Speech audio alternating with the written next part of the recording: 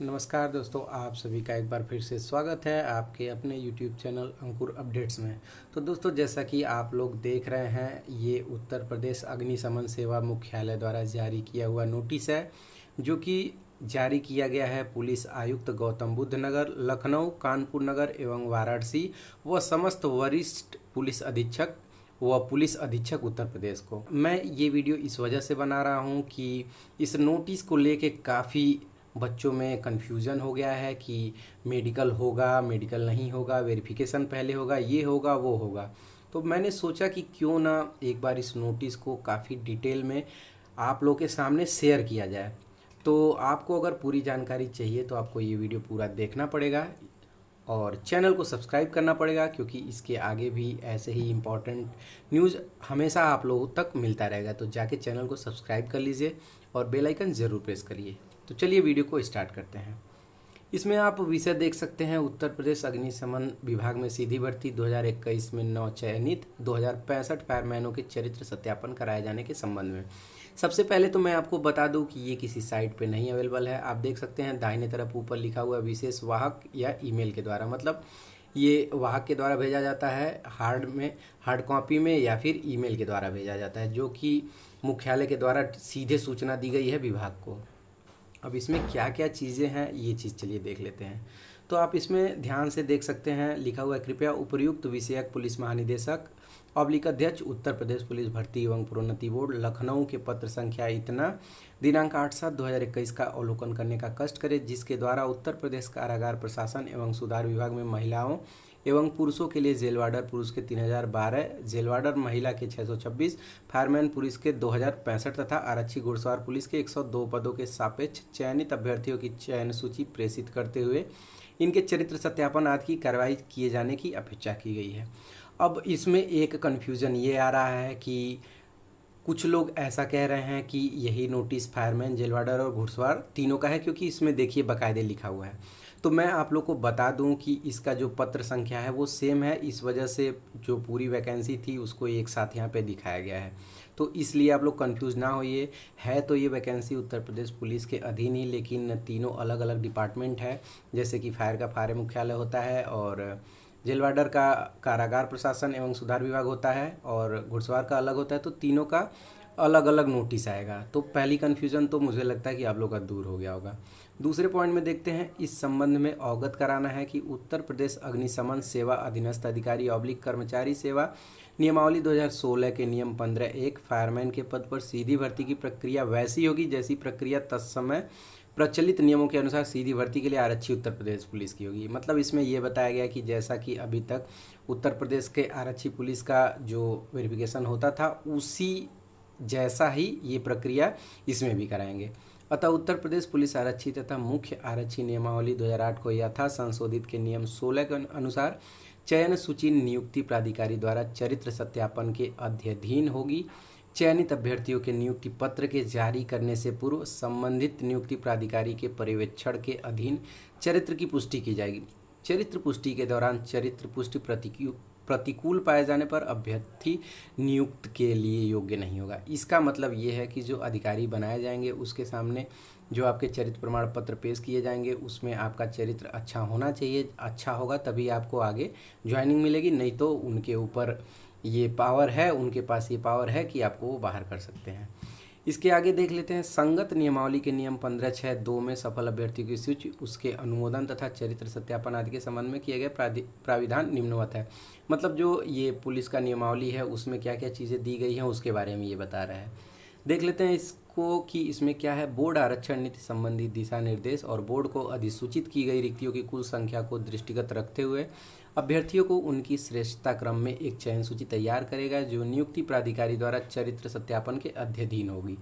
चयन सूची विभागाध्यक्ष को अग्रसारित की जाएगी, जो उसे अनुमोदनोपरांत अग्रेतर कार्रवाई हेतु नियुक्ति प्राधिकारी को अग्रसारित करेगा। मतलब ये प्रोसीजर दिया हुआ है, इसमें कोई विशेष चीज़ नहीं है। फिर देखते हैं तीसरे पॉइंट को। उत्तर प्रदेश पुलिस मुख्यालय द्वारा निर्गत सूची में दर्शाए गए अभ्यर्थियों के गृह जनपद के वरिष्ठ पुलिस अधीक्षक का यह दायित्व होगा कि अपने स्तर से अभ्यर्थी के OMR आवेदन पत्र में अंकित स्थायी व अस्थायी पदों के जनपदों एवं अभिसूचना मुख्यालय उत्तर प्रदेश लखनऊ के चरित्र सत्यापन की समस्त कार्यवाही विशेष वाहक के माध्यम से 1 सप्ताह में पूर्ण करा ली जाए। उक्त के अतिरिक्त चयनित अभ्यर्थी विगत 5 वर्ष में 1 वर्ष अधिक अवधि के लिए जहां प्रवास कर रहा हो वहां से भी चरित्र सत्यापन की कार्रवाई संपन्न कराई जाएगी।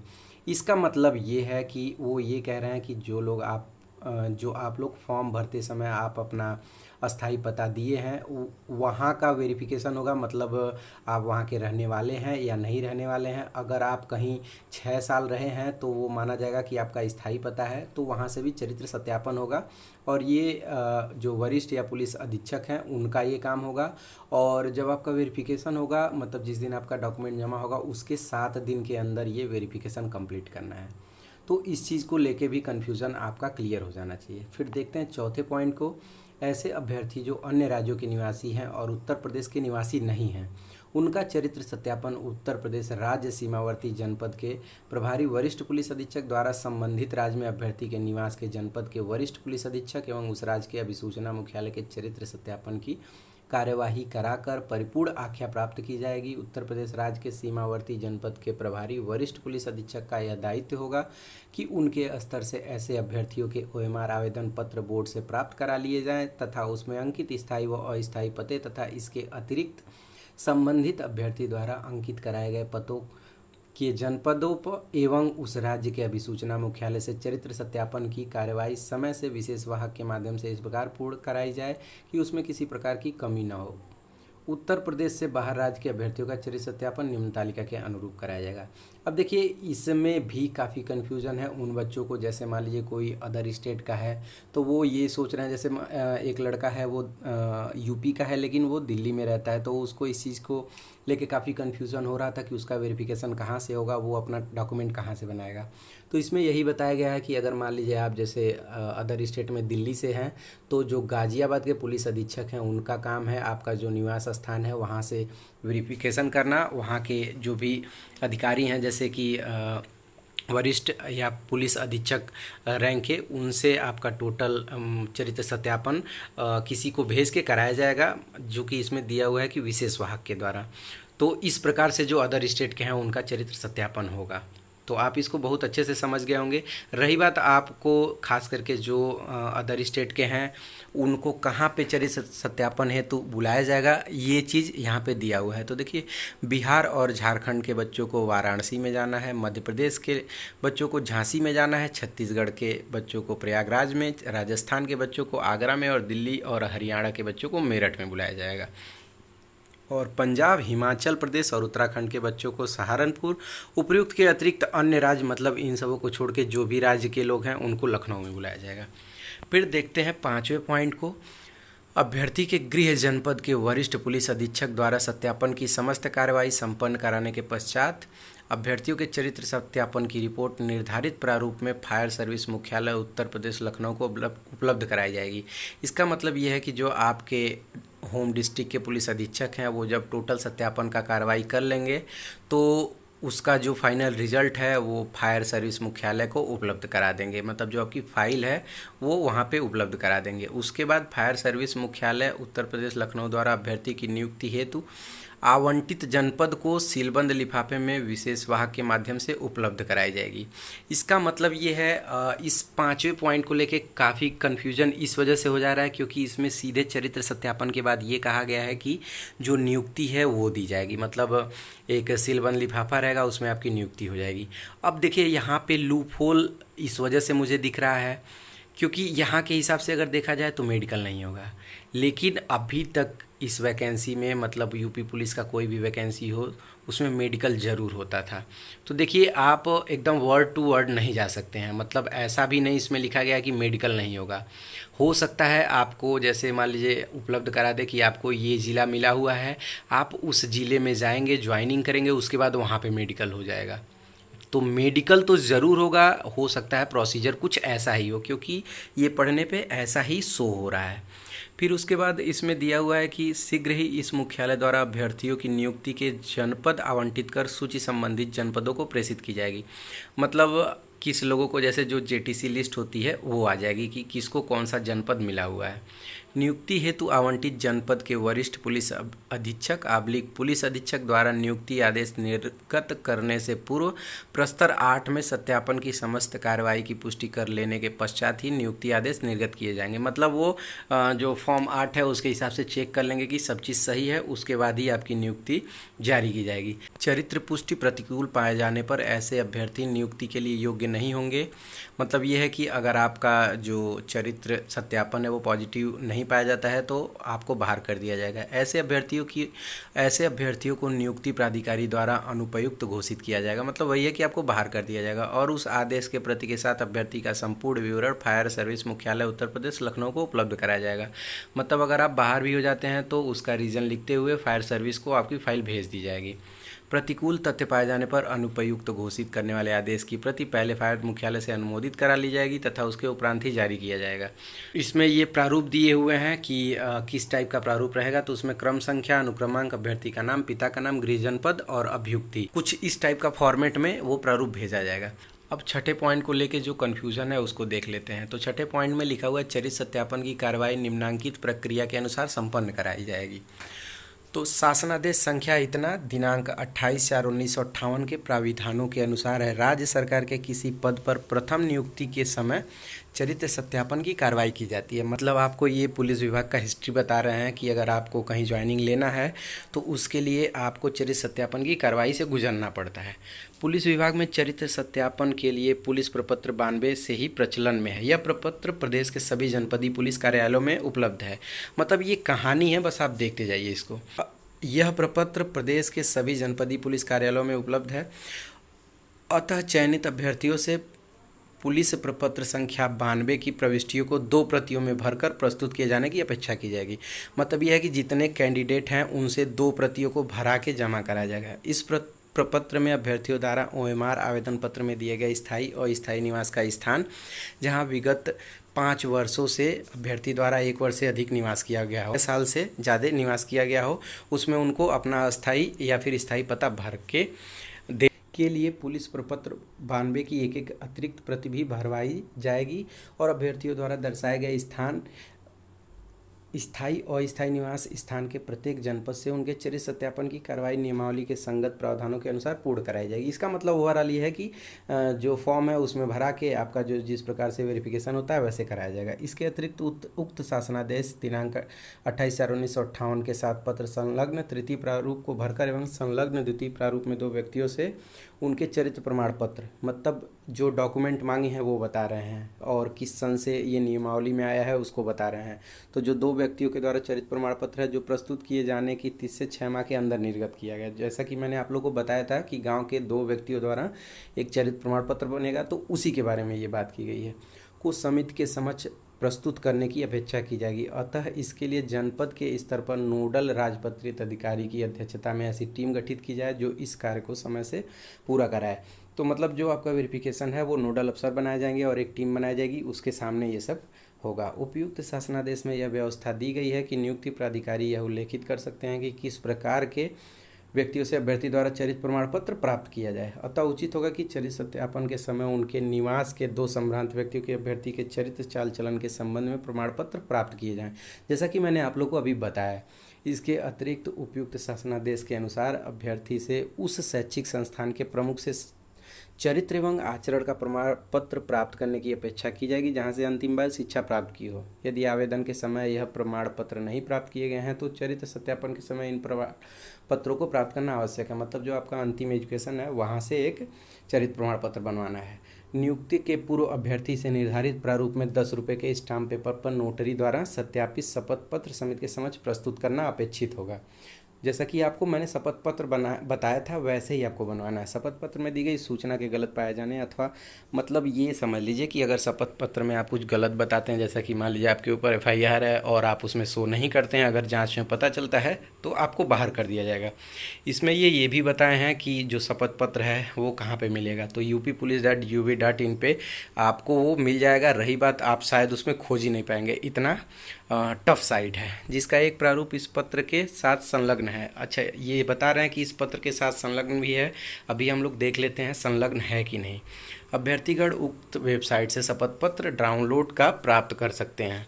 तो आप चाहिए तो डाउनलोड कर सकते हैं, नहीं तो ग्रुप में आप ज्वाइन कर लीजिए। वही शपथ पत्र है, क्योंकि मुझे कन्फ्यूज़न था, तो अभी मैं देखा तो मुझे ये मेरा ये कन्फ्यूज़न दूर हो गया। बस ये है कि आप सिविल पुलिस की जगह पे फायरमैन और आरक्षी फायरमैन और घुड़सवार वाले घुड़सवार और जेल वार्डर वाले जेल वार्डर लिख लेंगे। फिर देखते हैं आगे। अभ्यर्थियों को चरित्र सत्यापन वाले जनपद के वरिष्ठ पुलिस अधीक्षक का दायित्व होगा कि आवेदन पत्र में अंकित स्थायी और अस्थायी पदों को जनपदों एवं अभिसूचना मुख्यालय को विशेष वाहक के माध्यम से भेजकर 1 सप्ताह के अंदर। तो इसका मतलब ये है कि जब आपका पुलिस वेरिफिकेशन मतलब यहाँ डॉक्यूमेंट जमा हो जाएगा, उसके 1 सप्ताह के भीतर थाने से आपको जो फाइनल रिपोर्ट है वो लगा के चेक कराया जाएगा कि आपका जो भी आप डिटेल दिए हैं वो सही है, आपके नाम से कोई FIR नहीं ना दर्ज है। फिर दिया हुआ चरित्र सत्यापन हेतु उपस्थित होने वाले समस्त अभ्यर्थियों की उपस्थिति का विवरण उपस्थित रजिस्टर के संलग्न प्रारूप के अनुसार तैयार किया जाना सुनिश्चित किया जाएगा। मतलब कौन प्रेजेंट है कौन अब्सेंट है ये लिखना है उसमें। चरित्र सत्यापन के कार्य की प्रगति की समीक्षा के लिए प्रत्येक जनपद में, तो ये लगभग कहानी हो गया है, इसमें कोई विशेष चीज़ नहीं दिख रहा है। और उसके बाद है नोडल अधिकारी प्रत्येक दिन की कार्रवाई, मतलब जो भी रोजाना होगा वो फायर सर्विस के मुख्यालय पे इनको अपडेट करना है, जो कि होता नहीं है। यदि किसी अभ्यर्थी के चरित्र सत्यापन में कोई प्रतिकूल तथ्य, मतलब यह है कि अगर कुछ गलत पाया जाता है तो उनको बाहर किया जाएगा। यदि अभ्यर्थी द्वारा प्रस्तुत किए गए शपथ पत्र में अंकित गलत पाए जाते हैं तो उनको भी बाहर कर दिया जाएगा। मेन मतलब ये है। यदि अभ्यर्थी के विरुद्ध आपराधिक मामले पंजीकृत हुए हैं अथवा ऐसे पंजीकृत मामले विवेचना से उनके विरुद्ध आरोप पत्र प्रेषित होकर विचाराधीन न्यायालय है या किसी आपराधिक मामले में धारा 169 दंड प्रक्रिया संहिता के अंतर्गत रिहा हुए हैं या भारत सरकार या फिर राज्य सरकार अथवा सार्वजनिक उद्यम व संस्थान से सेवा से विमुक्त किए गए हैं अथवा नैतिक अधमता के किसी अपराध के लिए दोष सिद्ध हुए हैं अथवा नैतिक अधमता के मामले विचाराधीन हैं जिनकी शपथ पत्र में घोषणा नहीं की गई है तथा उन्हें छिपाया गया अथवा गुमराह किया गया है। मतलब आप ये समझ लो, कुछ लोग ऐसे थे जिनको लग रहा था कि मेरे ऊपर FIR दर्ज है तो मैं क्या करूं। तो भाई इसमें यही बताया गया है कि आपके नाम से किस धारा में FIR है आप उसमें शो करिएगा और जो उसका कॉपी है उसमें लगा दीजिएगा। उसके बाद का कार्यक्रम वो देखेंगे। ठीक है।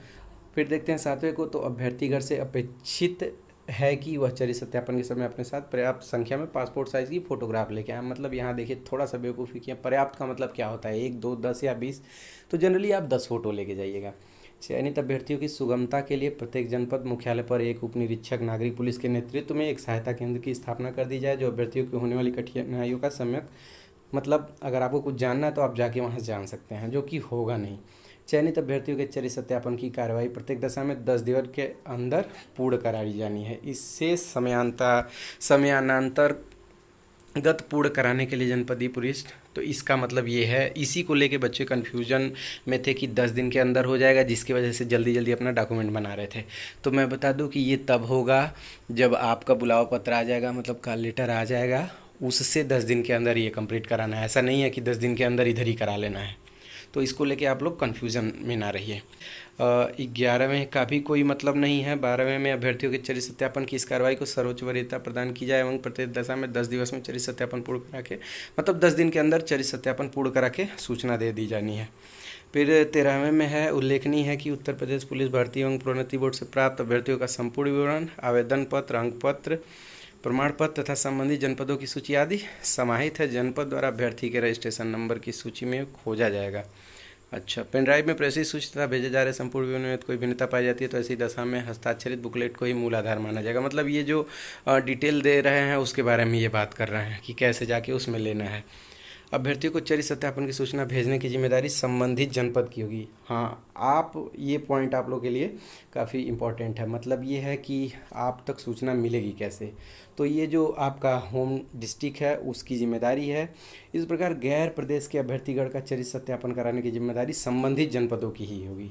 मतलब उनका जो जिला है उससे वही जिम्मेदारी उठाएंगे। इस संबंध में जनपद प्रभारी समाचार पत्रों, SMS, नोटिस बोर्ड आदि के माध्यम का भी उपयोग कर सकते हैं। ओवरऑल मतलब ये समझिए कि पेपर में ये निकाल देंगे, आपके पे मैसेज आ सकता है, कॉल भी आ सकता है, थाने से भी सूचना आ सकती है, कहीं से भी आ सकती है। तो हर तरह से आपको तैयार रहना है। अब 15वें में मोस्ट इम्पॉर्टेंट है, जिसको लेके आपको कन्फ्यूज़न था, तो इस लाइन को पढ़ने के बाद आपकी कन्फ्यूज़न दूर हो जाएगी। ये देखिए बताया गया है क्या, देख लेते हैं। अतः निर्देशानुसार अनुरोध है कि कृपया अपने अपने जनपदों से किसी कंप्यूटर भिज्ञ कर्मचारी को, मतलब जिसको कंप्यूटर का नॉलेज हो, निर्देशित करें कि वह एक पेन ड्राइव के साथ 19/7 मतलब 19 जुलाई को उपस्थित होकर भर्ती बोर्ड से प्राप्त अभ्यर्थियों का संपूर्ण विवरण फायर सर्विस मुख्यालय, पुलिस मुख्यालय Uttar Pradesh, signature building, tower 4, प्रथम तल, गोमती नगर, लखनऊ के प्रधान लिपिक कार्यालय से प्राप्त करने का कष्ट करें। मतलब आप ये समझ लीजिए कि जो डाटा है वहाँ पे जाके लेना है। तो अभी डाटा लेने वाला ही काम 19 को होगा। उसके बाद फिर टीम बनेगी, टीम बनने के बाद सूचना दिया जाएगा, सूचना देने के बाद आप लोग का चरित्र सत्यापन होगा। तो अभी आप लोग को थोड़ा वेट करना पड़ेगा।